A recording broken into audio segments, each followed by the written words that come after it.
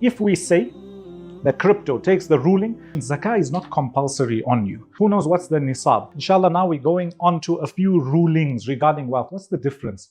So when you look in the Sharia, you find this general advice that's been given. Give sadaqah, give your zakah, be an upright business person, etc.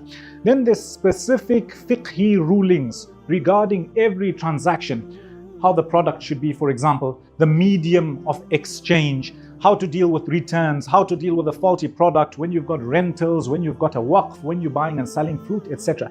There's so many rulings, it's impossible for us to cover.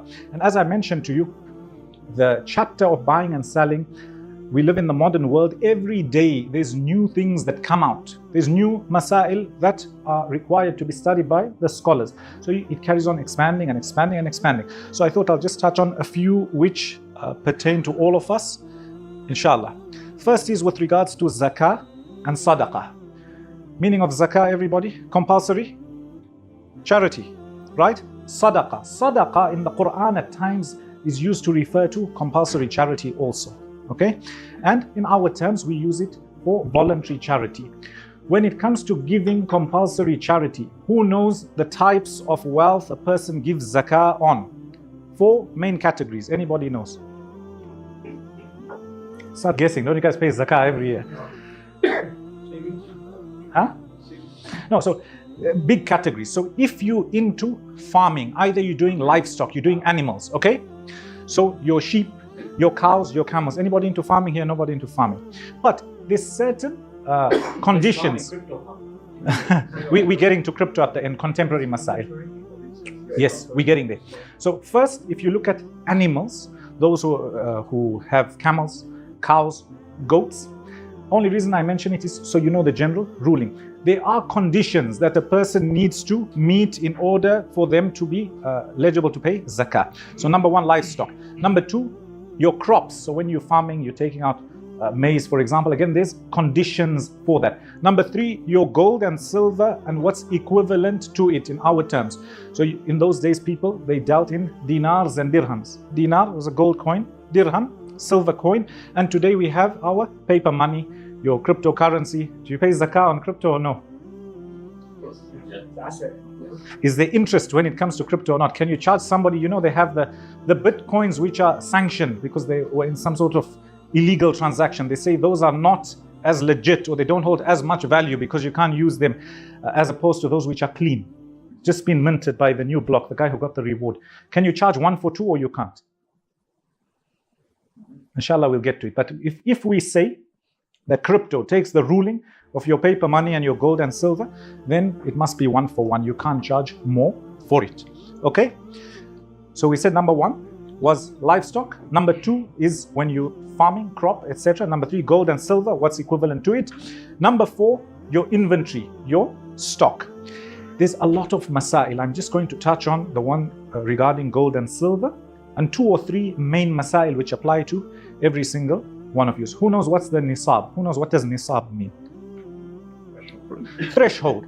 So if you below a certain threshold when it comes to your wealth and you don't meet the other conditions, zakah is not compulsory on you.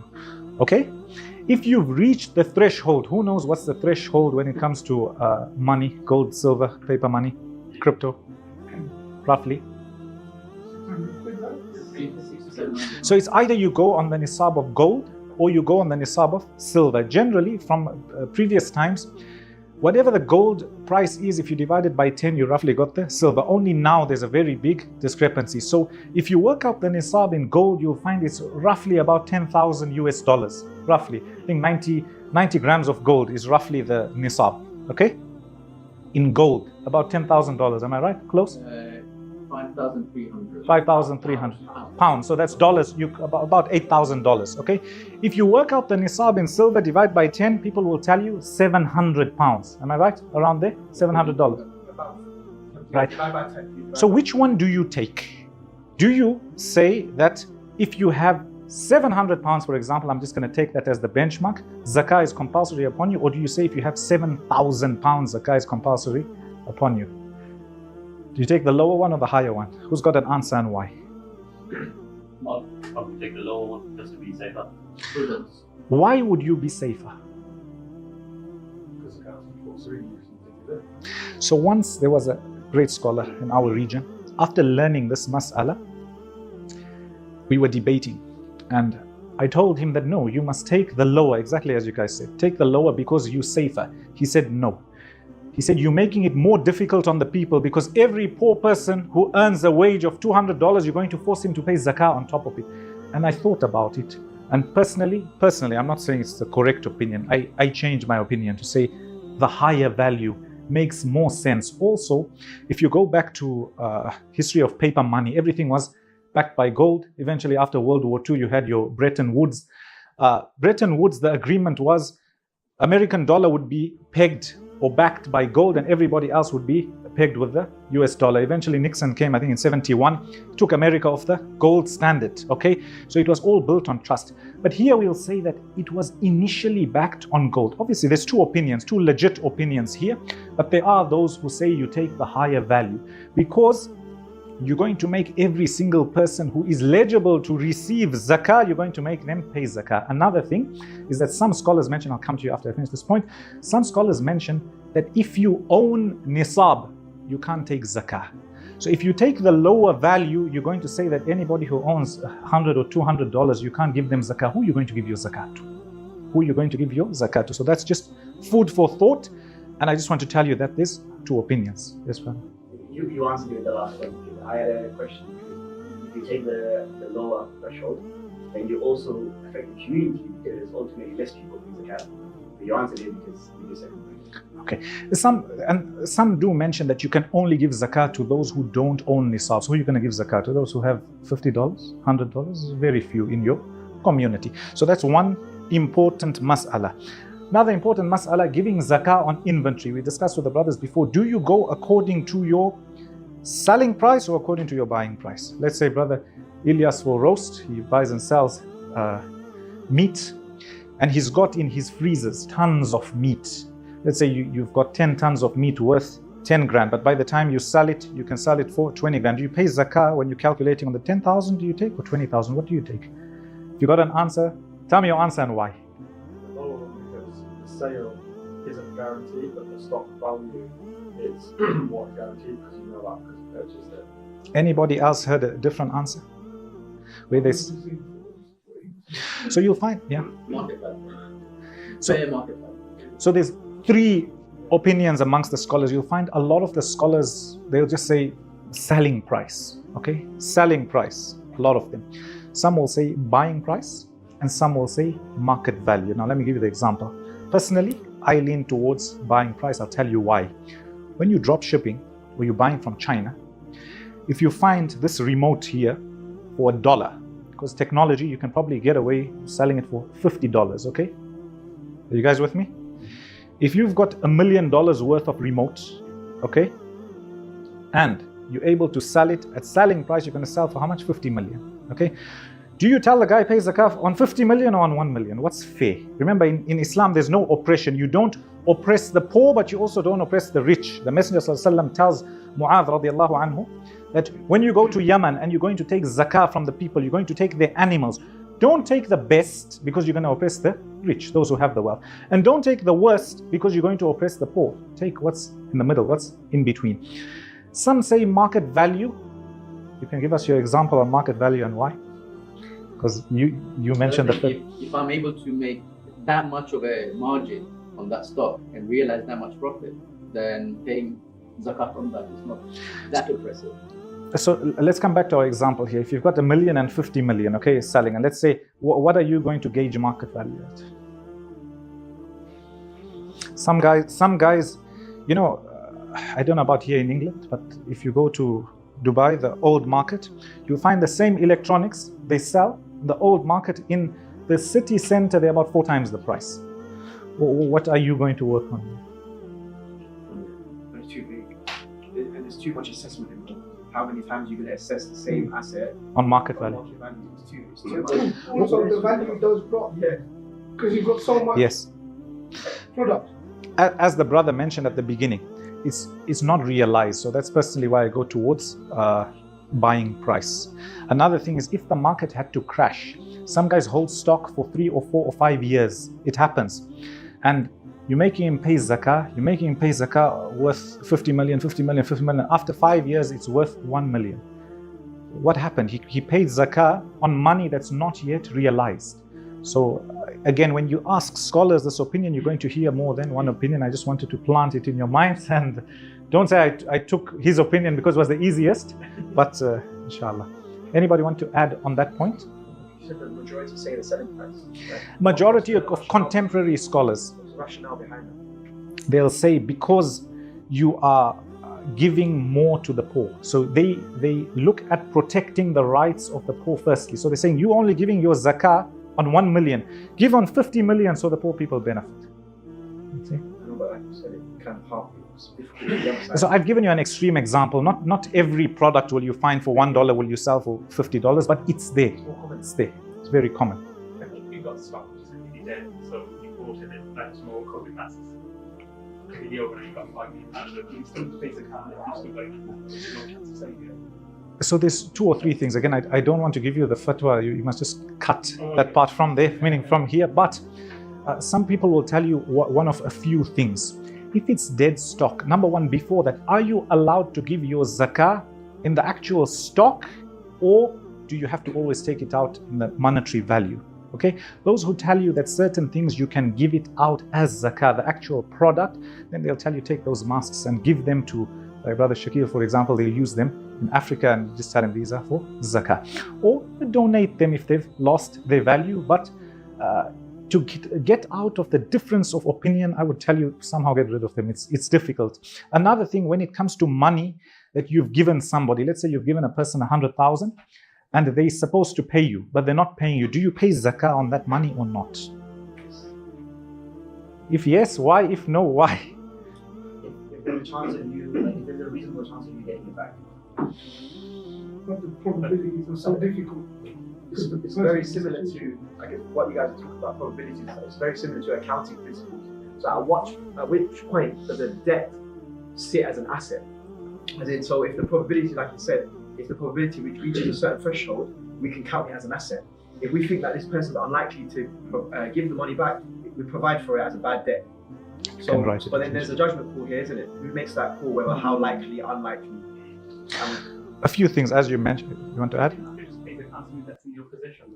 For example, if you've got a pre-order of a stock, in 6 months' time, say that you didn't have the case, you only pay the accounting which you have with you. So you've got the debt, the money's not with you. So when it comes to debt, you've all given slightly different answers because there's different schools of thought, different madhahib when it comes to dealing with this matter, because it's common from the very beginning. People take money and they don't pay. So a few guidelines. Number one is, if you know that the person is going to pay, okay, but it's your fault, you're shy to ask them. Let's say if I gave an uncle of mine some money, I know he's going to pay, but I'm scared or shy to ask him. Here I must pay that zakah. Why? Because as you mentioned, we'll still count it as an asset and we know him to pay. Okay, so whose fault is it? It's my fault for not chasing after my money, knowing that he will pay. However, when it becomes closer towards a bad debt, you find the guy is supposed to pay you and he's not paying 1 year, 2 years, 3 years, 4 years, 5 years. There's some schools of thought who say you pay every year until you get it. Then there's those who say that when you get it, even if you've got it after 10 years, take out the zakah for all the years. So notice the first opinion is saying you don't have the money, but it's still considered an asset. Take it out, take it out, take it out. Second opinion tells you when you get the money, let's say you got your 100,000, right, start working backwards. First year you would have given so much zakah, right, minus that little bit, then give out the zakah. Third opinion, which is very fair, they say that when you get the money, you give out zakah for 1 year. That's when you got it. So even after you got it after 10 years, your 100,000, then you give zakah for 1 year. Don't think that I'm only taking by easier opinions, but it's there. So that amount, let's say it's 50k, on that 1 year that you held it, you're going to pay your zakah. So what about the years that you didn't hold it? Is the other person going to pay? He's supposed to pay. So it's that money Now, needs to get taxed. There's a few things. Yeah. Do you pay zakah? There's something called mulkiyah, your ownership. Is your ownership on this asset what's called tam, full or not? Okay. Now, I've given you the money. I own it, but I don't own it. I can't really recall it from, let's say it's become sawa. Okay, so that's why they say that I gave it to you for 5 years. I didn't really own it for 5 years. I'm unable to use it for those 5 years. But when you gave it to me, you know what? At least the previous year, give it out. Because now you've realized it. So 1 year zakah, you give out. Now, what tends to happen is if you're going to go with the opinion that I don't pay zakah, this is the opinion number one, counterclaim. You say, I'm not paying zakah. And you, when you do your books at the end of the year, you say, you know what, I'm in debt. I'm owing so much money. I don't have to pay zakah. Also, who pays the zakah? So it doesn't get, we could say there's no zakah on it. So there's a give and take in all of them. But remember, in these rulings, be fair. Allah is just, number one. And at times a scholar may give you an opinion that may seem easier, but it's not, it doesn't sit well with you. Go with that which you feel to be correct in the sight of Allah. So go with that. Some other zakah masail I don't want to touch on because brothers who are here. That's mainly to do with zakah on wealth. There's so many more masail regarding zakah. You all in business, it's become compulsory upon you to go through the masail of zakah pertaining to your field. If you're in e-commerce, you're in property, you run a charity, whatever it may be, it's compulsory upon you to learn these masail. You must remember, there's certain masail which are compulsory upon the whole ummah. How to do tahara, how to perform salah. Then there's other masail which for certain groups of people are voluntary and certain groups of people are compulsory. The fact that you are in business, it's compulsory upon you to know whether you have to pay zakah or not. Any other questions on it? There's a few more masail I might touch on. Any readings that you have recommended to learn about this? I feel like this is like something that a lot of people have talked about. I'm not really that detailed into it, but I would like to learn more on any books or. So go to any book. In fact, if you haven't studied, go find a lecture series on YouTube. A scholar you trust, they would definitely have gone through it. According to any madhab, it's okay. Let's go through the basics at least and go through gold and silver and monetary issues as well as inventory. I don't think anybody does farming here and I don't think anybody does crop here. But if you do, it's important to go through it. So first go through like a YouTube course, somebody teaching, that type of thing. Then find a scholar in your masjid, the imam of your masjid, inshallah, is knowledgeable. Somebody else, find a brother, find someone online and learn those masail. Go through one of the books of fiqh, according to any of the madhahib, go through it, learn it, study it, ask questions. I'll be honest with you, when I was learning in Medina, you find that there's a lot of masail you take in the books, and then I'm sitting with my father and I'm telling him, this masala. He's telling me, no, it's not like that, it's like this, not like that, it's like this. And this applies. Why? Because also when you're with people in the field, it applies to them. Practical knowledge, you learn from them also. Also, I think the charities, that's my suggestion to you guys here. You collect a lot of zakah, a lot of sadaqah. It would be great if you guys could have some sort of seminar where you get the business people, get the youngsters, tell them, let's learn about zakah and sadaqah. And you can practically apply it to say, when we take the zakah, this is how we distribute it. From this zakah money, we're allowed to use it here, we're not allowed to use it here. I think it's important. Sadaqah we touched on. There's one mas'ala I want to touch on. Is it better for you to give sadaqah in public or in private? Secretly or openly? If this, then why? And if that, then why? Blanket? Because of the your intentions are a lot more pure when it's private. I think they're all more balance in private. I can see the benefits of public. Any other answer? Both. I'll say If both, then why? Well, what's your reasoning and where's your dalil? Both because in secret, obviously, that's for you and yourself, and you don't have to worry about it. But in the correct setting, where others would benefit from seeing you as an encouragement, that's where. So exactly as you mentioned. Anyone wants to add on that? Yeah, I think cheating the idea of What's that? and asked like to charitable. I think more of that one that I'll give half my so that I'll give. Oh my. So we'll say, as the brother mentioned, Uzair, isn't it? The default ruling is it's generally better to give your charity in secret, but at times it may be better to give in public where people see, especially where it's hoped that your example will be followed. Allah says, "In tubdu sadaqati fani'immahi." If you make the sadaqah apparent, then it's a good thing. وَإِن تُخْفُوهَا وَتُؤْتُوهَا الْفُقَرَاءَ فَهُوَ خَيْرٌ لَكُمْ. If you have to hide it, then it's better for you. At that verse, some of the scholars mention, as you said, that if it's hoped that others will follow in your footsteps, then it's good at times, if not better, to give your sadaqah in public. And based on that, tell me. Would you get benefit if others give because of you? Yes. You get like residual. Inshallah, yes, if your intention is correct. So let's say there's a room here and Brother Shakil, for example, says we doing this project and who's going to give? The first person says, I'm going to give so much. Number one, they took initiative. They were first. Number two, the others are going to follow him. Number three, at times you may have mentioned a figure and others are now encouraged to get to that figure or more. So inshallah, you attain the reward. The brother mentioned an important point. He says at the time of the Messenger ﷺ, when he told the people to give, Umar radiallahu anhu came with half his wealth and Abu Bakr radiallahu anhu came with all his wealth. Is it permissible for a person to give all their wealth in charity or not? Huh? Starting with the first one. Well, it is, because has a worker done it? The compact to that decision. What if, like what he mentioned earlier, he says, let's say, mashallah, he has a big company, it's 1,000 people who he employs, and he says, you know what guys, tomorrow I'm packing up, dissolving the whole company, we're giving the 20 million to charity, you all got no jobs tomorrow. I don't think that's right.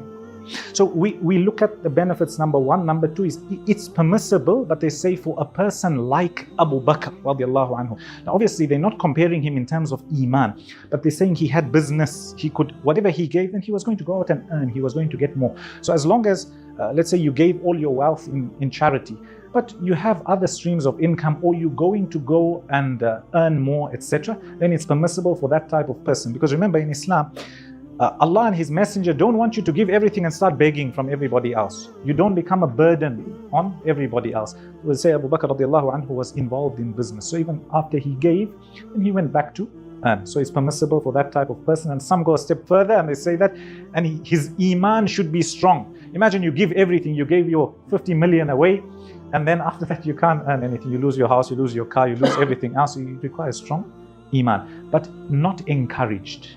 Not encouraged. It's not for everybody. As zakah, yeah. Just on that point, you know, a lot of the time when this hadith is mentioned, no one goes into the realm that he was a businessman.